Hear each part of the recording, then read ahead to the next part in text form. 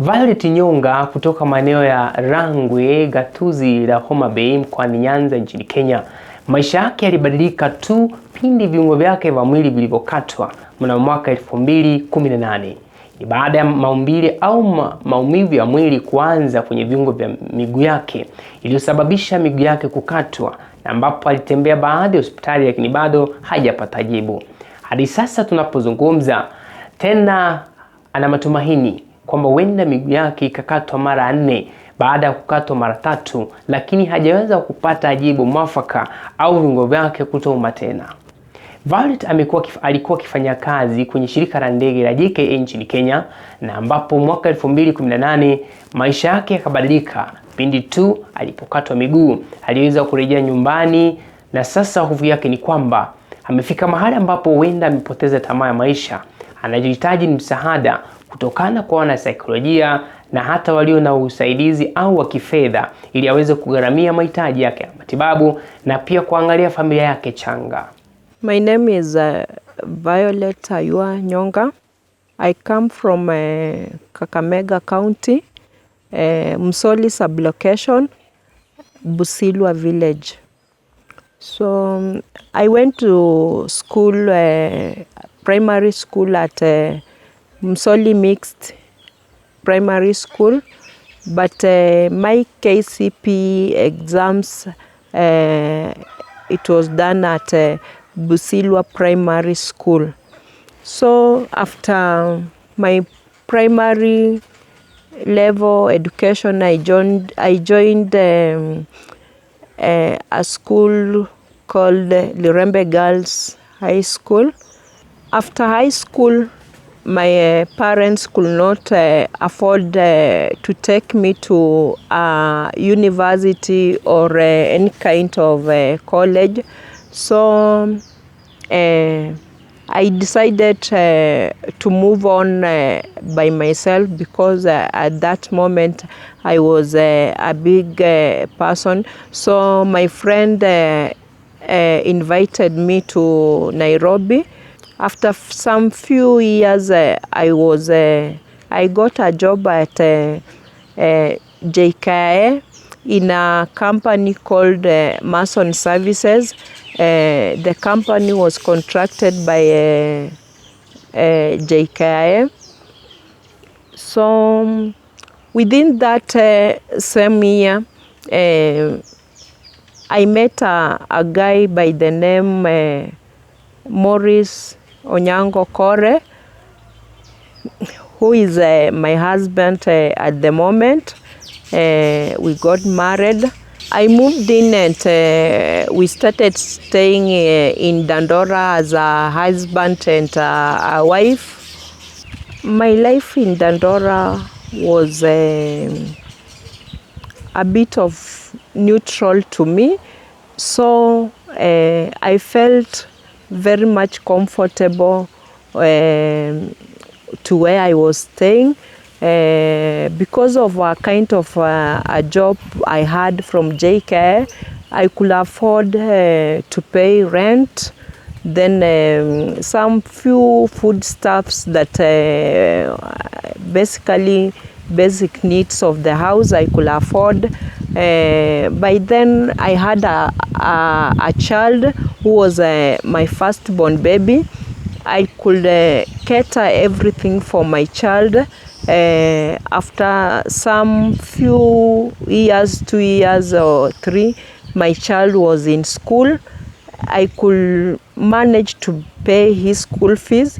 And the reason why I was doing all that is because my husband was jobless. So I had to carry all the burden of my family.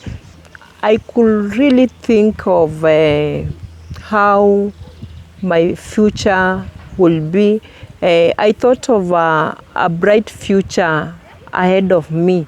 So as having a firstborn as a son, I was a very hardworking lady and a serious lady when I'm at work. So one day while in the night shift. Everything was normal. And I was walking from our office to departure area with my friend. So I felt some kind of sharp pain in my both legs, and I felt some itching and some numbness in my legs, and I couldn't really walk. So I was a bit shocked because I was normal, and now that I'm feeling pain, fatigue, dizziness, and so I could ask for myself what is really happening to me. So I requested my friend, at least we have a rest somewhere. Then the pain was continuing to be more painful for me. My friend decided to take me to a local, a nearest local facility within the airport, where I was attended to with a certain nurse on duty, and my case, she could not really understand my case, so the only thing they could do is they could give me painkillers. After taking the painkillers, I was a bit relieved, and at least I could walk, and I thought everything is normal. So in the morning, I went back in the house, and it was my off duty. Then after my off duty, I continued with work. Since that day, the pain started. It really didn't change, because I used to feel the pain, but still at work. I had no otherwise, because I was the breadwinner of the family. So 2017, I continued with my normal duties, working, but with pain. Sometimes I could feel pain. In 2018, it was like it is becoming a severe pain. I was used to painkillers. Most of the time I could even carry the painkillers into my bag to relieve the pain. One day when I was in my house, I felt that pain was a severe pain, a sharp pain that I couldn't resist, and I felt that I felt some dizziness, and within on my both legs, I felt some numbness. So it was like, oh, I'm alone in the house. My children had gone to school. My husband was away, and I was alone in the house. So I was really confused. I decided to call one of my friends and one of my neighbors. I couldn't even sit on a motorbike. So at that time, I had some money in my M-Pesa. I decided that so I couldn't sit on a motorbike. I decided to go by a taxi to the nearest hospital. It was a private hospital. They did some tests on me, but they referred me immediately to Kenyatta National Hospital. Took around 8 hours before I was attended to, and by that time I was so much in pain that I cannot explain to anyone. And the only thing they could offer me is I was on a wheelchair. So at around 2 p.m. Is when I met a doctor.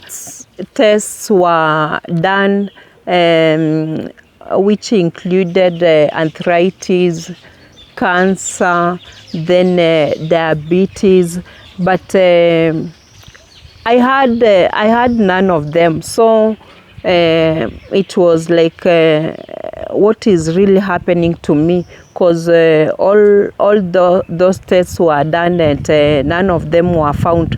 So after several tests were done and they could not recognize whatever illness that I had no otherwise but to be taken back to my house.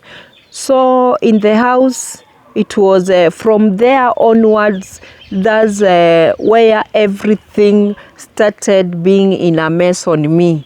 Seriously, I went back in the house. I have small children. At that time, my last born baby was 1.5 years. She was still suckling, and I couldn't put more attention to the baby. And from that time, life started being hard. You know, I'm down. I have a baby to take care of. I'm the one doing everything in the house, and so the baby, the kids could do nothing about me. So the only person I had around me was my husband. You can imagine, two of us as a husband and a wife. We are in the house, and we have nothing to do. I was not going to job. I was jobless. He was jobless, and we are just there. It was like a pile of problems were on us. So from there, I couldn't do much as I was doing when I was still at work. Everything was shattered.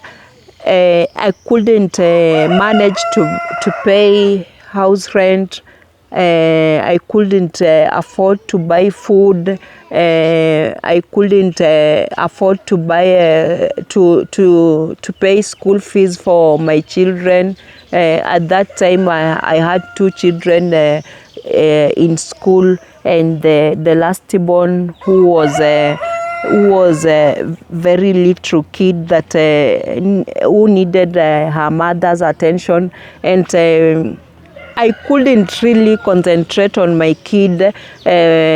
From there, my life turned upside down because I could completely not move. My husband was to step in for us.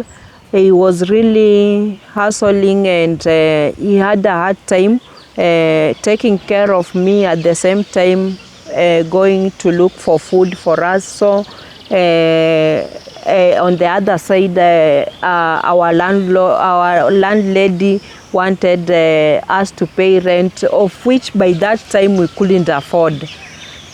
So after some time, we decided to move to the rural area.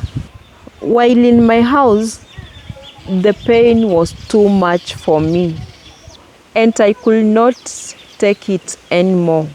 And I was taken to a different hospital before that 1 month. I visited Germany hospital for some few tests. At Germany hospital, they did the same tests that were done at Kenyatta Hospital. They tested arthritis, they tested cancer, they tested diabetes, and none of them was found. After Naivasha Hospital and the same tests were done, I went back in the house, and we decided that now that We couldn't pay rent. We had no money for more hospital tests. We decided to move to our rural home. After coming back to my rural area,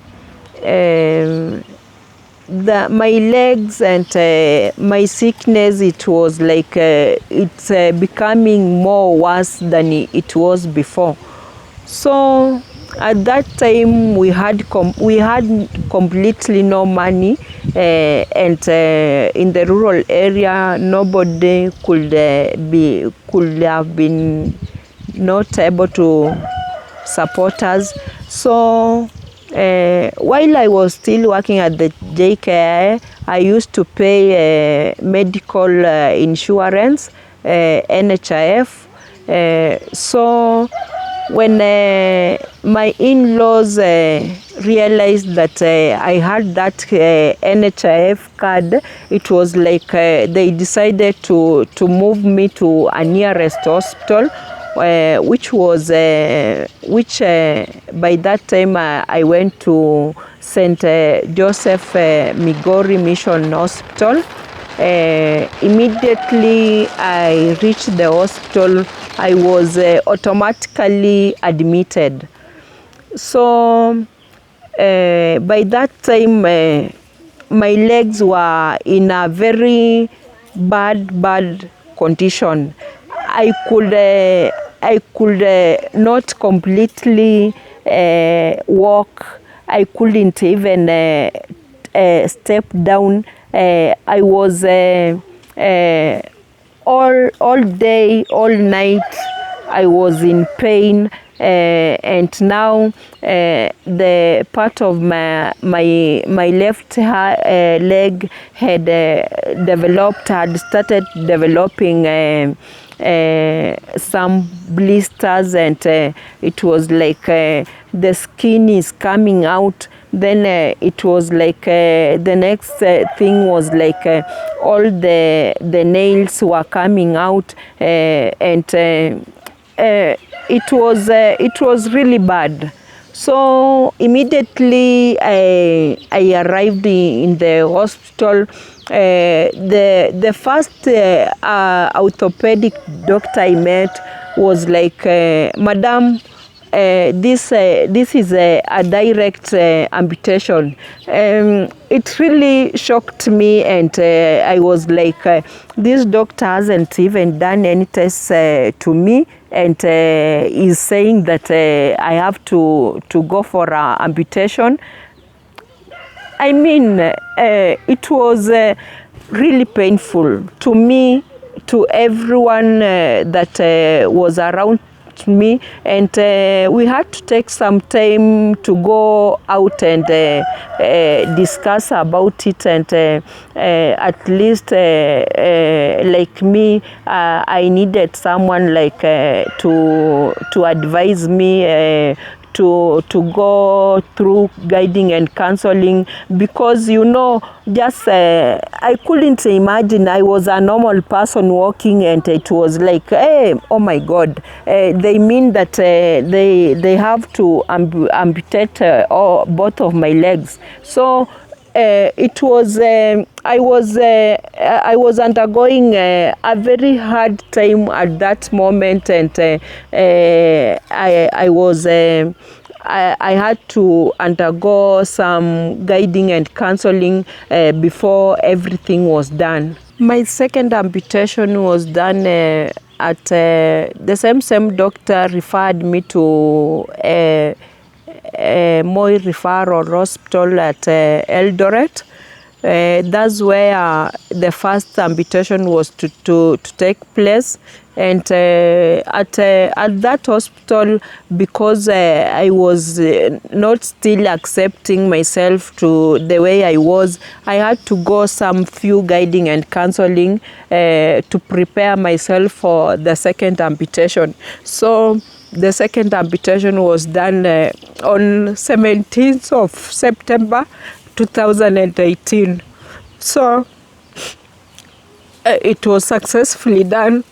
I went back to the ward, and when the doctors were moving around checking on me, at least I felt that everything, I had some hopes because from the kind of comments they used to make, and they could say that at least this better than the other one. So I could feel I had some hope in me that everything might turn out well, not as I thought that everything will be. So as you can see, after the first amputation below the knee, this what I had after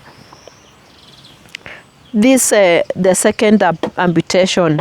At least the first amputation I had a knee, I could fold my legs, but after the second amputation, I can't really be able to fold the knees because part of the knee area was chopped off. So as you can see, there is a difference between the right hand side leg and the left hand side leg. This one was going on well, and the doctors could say that it's doing well, and some good comments were being made, and encouraging comments on me. So as you can see, the left hand side of my leg, it's kind of chopped off a bit, this area. So the most worst part of the thing was this right hand side of the leg had an infection. So I had to undergo another third amputation on my leg hand side. Oh my God, it was my worst part of the day, that day. I thought, for how many times will I go to that theater? Oh God, are you really there for me? I used to ask myself so many questions. I had no otherwise. I had to go after some 2 weeks because the infection was being so much worse that if you could press the place like this, only pus were coming out, and the doctors were saying that the infection was not good for me. So I had to go back to the theater to... I really can't tell what happened, but part of it was chopped out, as you can see. This side is a bit down than this side. So that's what happened on that day. After my third amputation, until now, as per we speak right now, I still feel a lot of pain around the amputation area within the amputation area for both legs. So and I feel around the amputation area, I feel that the area is always numb. So what I really need is medical attention, and how can I go for that? The main problem here is I don't really have even a single cent as I speak right now. I completely have nothing. You can imagine, I'm now at home with my young children, with my mother-in-law, only two of us, with my firstborn kid, who are there always for me, to take care of me sometimes. And it is really hard for me. My child is always away. He's in class 5. That means from 6 a.m. to around 6 p.m. I'm all alone. My child is in school. And my mother-in-law is not always there for me. She's always, she sometimes goes to the market just to find food for us. And I sometimes understand her. So all the time, I'm all alone. I really undergo some challenges that are very hard for me. When my mother-in-law is away and my own child is away, the only son that is a firstborn and at their ages at least is the only person that can understand me better. According to law culture, my mother-in-law cannot enter my bedroom, a place that I sleep, a place that needs more care. You can imagine, from morning to 6 a.m., I'm dirty. I have gone for a short call, I've gone for a long call. All that mess is with me. I have no one around to help me. So much painful. And the worst part of it is when my friends, my neighbors visit my house and they move on talking, saying that, oh my God, that house is really smelling. How can I do? How can I do? Sometimes I feel that I should not live. I better die. Oh my God.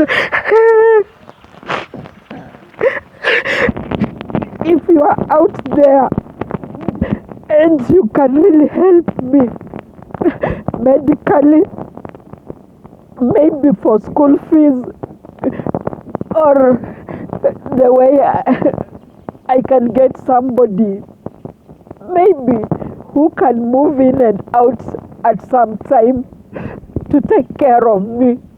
When my child is not there, my son, and my mother-in-law is not there, then I would really appreciate, and God will bless you. The only person that can appreciate you is only God, not a human being, not even me. Only God will bless you for your help. I really need help. I really need help, especially medically. Before I even think of prosthesis, maybe someone else there can sacrifice or volunteer to pay for my prosthesis, artificial legs. But before I get to that point, I have to see what is really happening inside me. Am I really okay? Am I heading for another 4th amputation? Why me, God? Why me, God? Please help me. I really appreciate. Thank you for everything. I appreciate all people that are around me who volunteers to help me, but I still need more help.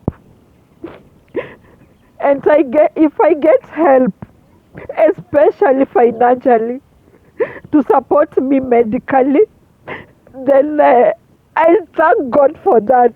That's all I can say. That's all I can say. Nothing else.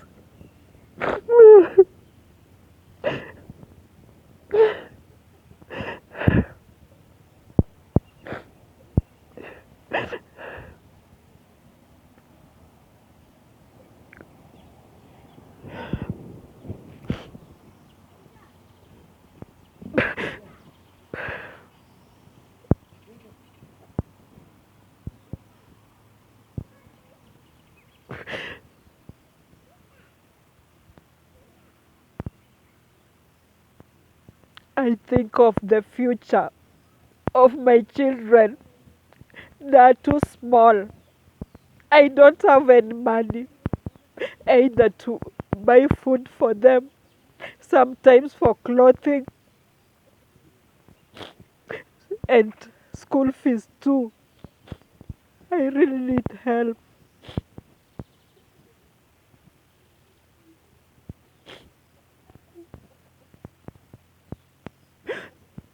And if you are a woman out there listening to me, imagine, I'll feel free and be open. When I'm in my menses, I'm alone in the house. I have no tissue. I have no sanitary pads. You can imagine if you are just a normal human being and you find it hard for you. How about me when I'm down? You can imagine what I go through. You can imagine how I feel. I feel so bad when people enters my house, it's smelling. Then I feel rejected. I feel like I'm an outcast to the society. Yet, maybe before God, we are all the same. But all God knows, only God knows what I'm going through. No any other human being can explain. All I can say, and I'll repeat and repeat, I need help financially to cater for my medical attention first. I know if I'm good health-wise, then everything is possible. I know if I'll one day walk out of this wheelchair, walk out of from my bed to a wheelchair, to my own 2 feet, of which I know before God, everything is possible. Yes, I can. I can walk out of this wheelchair. I can walk without legs. I know I can walk with prosthesis, but I haven't reached that point. I need medical attention first. I need to go for thorough tests. Right now, when I'm on my bed, the only thing I can do is to lie on my back. I'm tired. I'm tired. I'm tired of lying on my bed. At least I should lie even on my sideways. I change myself. I should even be taught how to lie on my stomach. How can I do that? Only through a physiotherapist can teach me all that. And all that needs money. Where can I get all that fund to do all that for me? I'm tired. I'm tired of sleeping. I'm tired of sitting down. I need something to be done. I need a change. I need a change. You can imagine how far I've come from. I've come from far. Not easy. Not easy for me. I can't imagine. I used to walk, but I can't walk. I'm completely down, begging for help.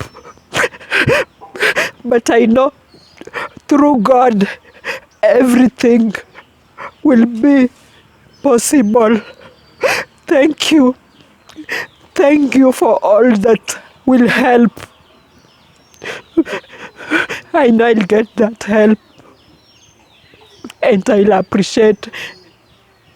The only thing I can say right now, I believe in God, and I need prayers. If there are pastors over there listening to me, and you can pray for me, then pray for me wherever you are.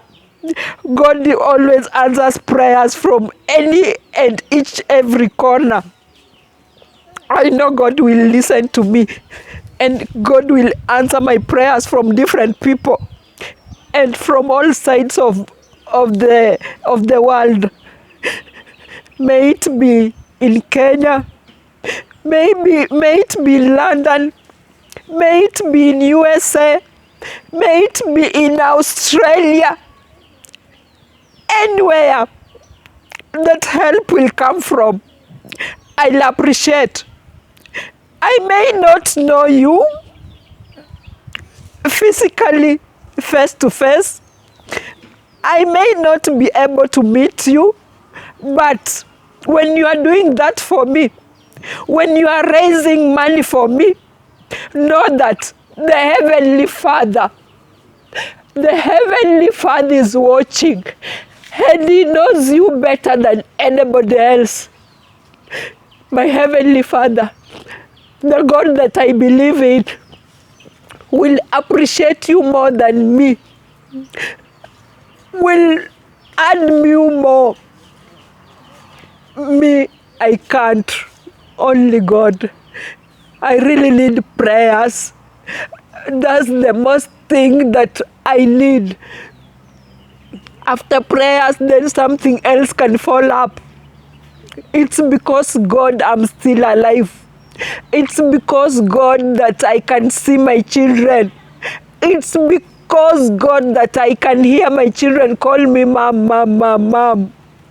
I need that name to prosper just because of the team outside there.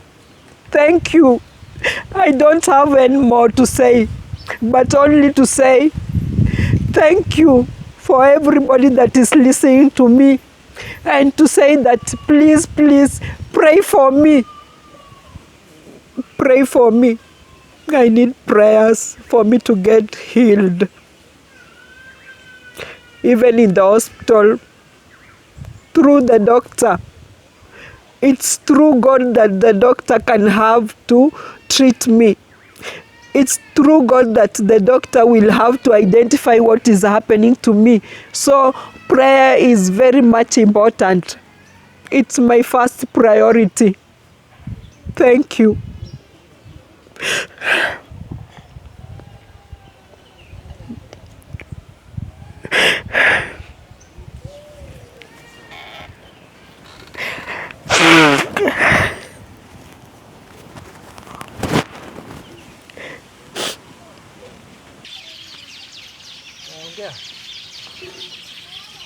Kwa majina naitwa Adrian Kori. Niko katika darasa la 5.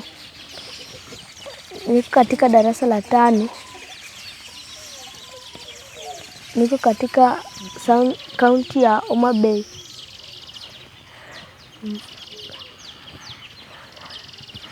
Tulikuwa tunaishi Nairobi. Na mom alikuwa anafanya kazi airport, na venye alikuwa anatuletea vitu mzuri, anafanya kazi vizuri, anatuletea chakula kama juice, kila kitu tulikuwa tunahitaji. Yeye ndiye alikuwa anatusaidia. Kufika huku alikuwa mgonjwa. Saa venye tulifika huku alikuwa mgonjwa, hakuwa anajiweza. shosho ndo alikuwa anatafutia chakula, anapeleka mboga sokoni, anatafuta nayo pesa, anatuletea, ananunua nayo chakula. Maisha ya huku ni ngumu, lakini shosho ndo anatusaidia, anatuletea chakula, tunakula vizuri. Na venye mama alipata shida, sahii ako tu hapa chini amekaa, hakuna kazi yenye anaweza fanya. Dadi hayuko, na sahii sijui penye ako. Dadi hayuko, hana kazi. Sasa Dani ndo shosho ndo anatusaidia hapa nyumbani, anatafutia chakula, tunakula vizuri.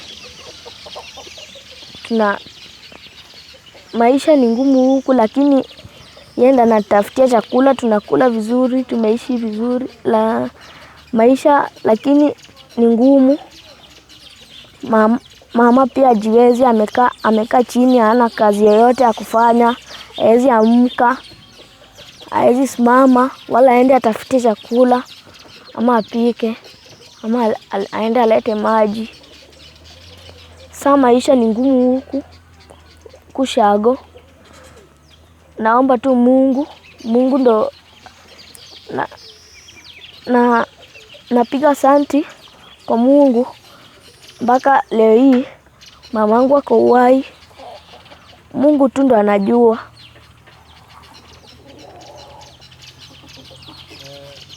Unaweza ambiaje baba yako marafiki yako wakiona? Anasema baba anaweza taka kukwambia. Baba anaweza taka kuniambia kwamba baba nataka kukwambia kwamba mwambia baba, sababu utaona video akiwa tunateseka. Anzia hivyo ninakwambia. Baba nakuomba anzia hapo. Baba nakuomba, tunateseka hapa. Sijui penye huko, tunateseka hapa. Mimi na mamangu hapa amekaa, na mimi sijui penye huko.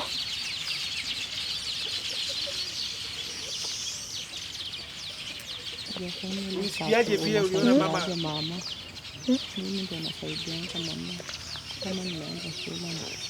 Mimi ndo nasaidianga mama. Kama nimeenda shule, anabaki hapa peke yake, anateseka sana. Kama siko, anateseka, hakuna mwenye anaweza msaidia wala amtoe nje.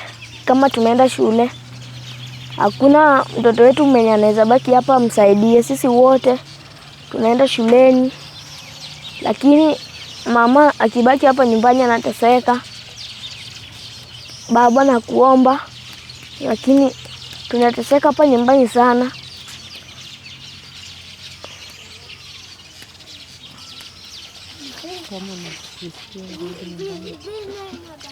Tunateseka hapa nyumbani sana. Kama unajisikia, kama unatusikia, rudi nyumbani, utusaidie kwa hii maisha. Tumeshapitia maisha ngumu sana, lakini wewe unaweza tusaidia.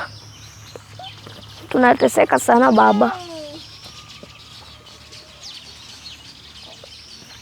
Vile uliona mama, venye uliona mama amekatwa miguu zote mbili, ulisikiaje? Hebu tueleze. Vile ulianzia hivi, vile ile siku nilikuja nikapata mamangu amekatwa miguu, ulisikiaje na nini ilifanyika? Mama alitoka Nairobi akatuacha kama tuko shuleni, na sikuwa najua atakuja huku. Mimi penye nilikuja nilisikia yeye ni mgonjwa. Alafu nilisikia yeye ni mgonjwa, hapo ndo sikujua mama ni mgonjwa. Hakuna penye alikuwa anaweza tusaidia hapa nyumbani, lakini nilishtuka kusikia sana mamangu amekatwa mguu. sikuwa na uwezo, sikuwa najua ati anaweza katwa mguu, lakini nilishtuka sana kusikia amekatwa.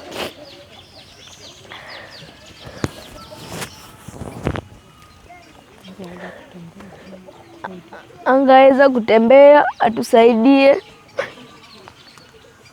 Hizo ilikuwa nyakati nilikuwa naenda shuleni, nilipata kama wameshamkata mguu, hakuwa anaweza amka wala fanye nini, atusaidie.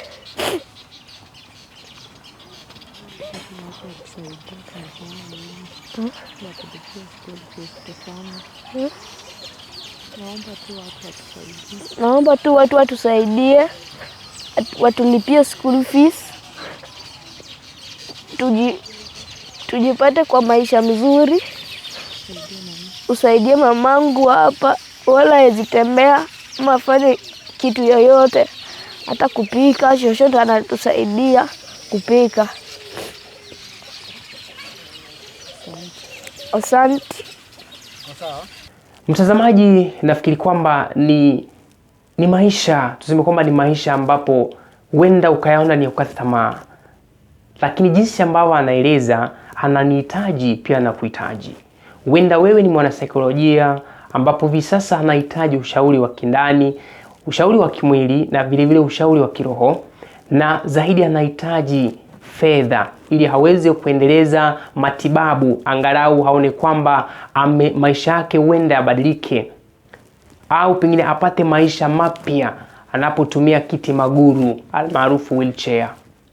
Kufika hapo sinabudi kutamatisha kipindi makala ya Kilio cha Mnyonge wiki hii, na iwepo pengine ungehitaji kumpa msaada wako, wazilisha msaada wako kwenye nambari za simu zilizo kwenye kiwambo cha runinga hii. Na ujina ni Profesa Horedo bin Marika, umekuwa ukitazama Diaspora TV kutoka nchini Kenya.